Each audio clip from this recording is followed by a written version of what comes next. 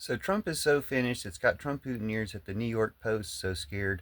They're now showing a video of the Black Lives Matter protesters and other citizens of Minnesota being attacked by the National Guard.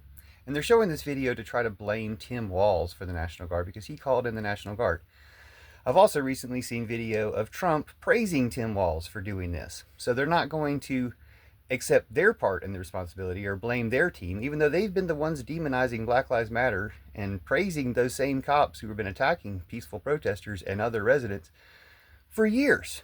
And now they're doing a quick 180 just in time for the Ukrainian army to seize Moscow. I think it's hilarious that all these Trump bots and Trump Putineers and trolls and armies of bots and trolls are doing all this stuff on the online world, and none of them can do a thing to stop the Ukrainian army from taking Moscow and ending Putin for good and forever.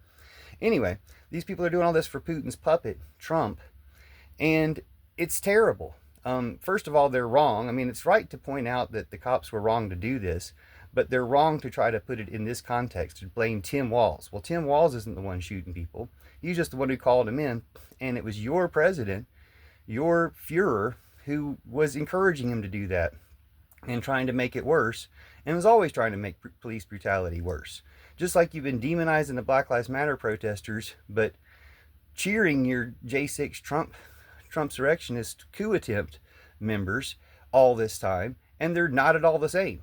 Black Lives Matter were peaceful protests all over the world to end racism or to change a system to be less racist, and the J6 coup attempt was a violent not even a protest, a violent overthrow coup attempt to make the country more racist. So basically the exact opposite, not the same thing, and the only violence really happening at Black Lives Matter protests was coming from the cops, versus the cops showing extreme restraint, like I imagine these UK cops are during the Nazi rioting in the UK right now.